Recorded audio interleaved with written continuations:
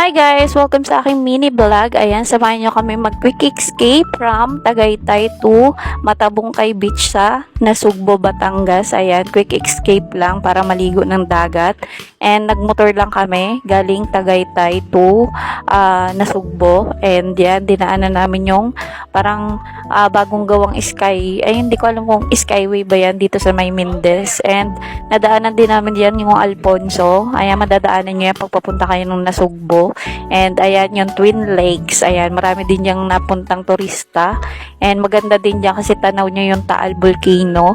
And ayan, madadaanan nyo din yung Amuyong.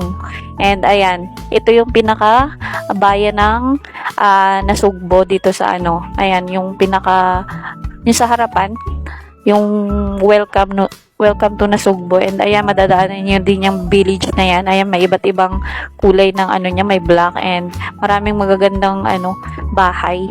And nandito na kami sa Rotonda. Ayan, umikot lang kami papuntang kaliwa, papuntang Lian, Batangas kasi nandun yung papuntang Matabungkay. Kung gusto niya rin pumunta, Google Map niya na lang.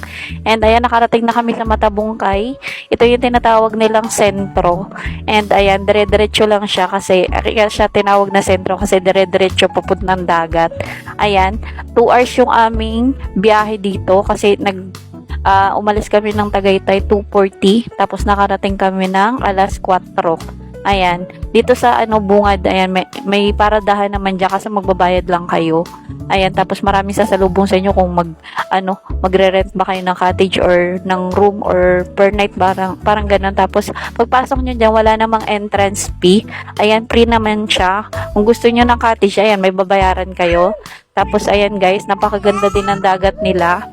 Tapos maputi naman yung maputi naman yung buhangin. Pero hindi ganun kaputi, pero malinis siya. Tapos maraming cottages, tapos marami ding room na pag-i-stayan kayo kung gusto nyong overnight. Ayan, marami ding mabibilang ng pagkain and mga resto nandiyan sa gilid. Ayan guys, naligo lang kami ng 30 minutes kasi na yan, mag 4:30 na. And ayan, sinulit lang namin dyan, naligo lang kami. Tapos nung magpa 5 na guys, umalis na rin kami. Ayan, kasi 2 hours din yung biyahe namin. Ayan, magagabihan kami sa daan. And mayroon akong anak na nag-aantay, kaya nag-quick escape lang kami. Gusto lang talaga namin maligo ng dagat. And ayan guys, paalis na rin kami. Ayan, nadaanan namin yung maraming palayan dyan dito sa may Nasugbo. Ayan, yung ruta na to guys, papunta yan ng Lian, Batangas. And ayan guys, nandito na kami sa bayan ng Lian, tama ba? Lian, Batangas. And ayan, 2 hours yung biyahe din namin pa uwi. Ayan, papuntang Tagaytay. Ayan, dumaan uli lang kami sa may welcome. Ayan, hindi ko nakuna ng video kanina yung sa harap. Ayan, napapunta na kami niyan, pauwi na. And ayan lang guys, thank you sa panonood sa aking mini vlog. Bye-bye.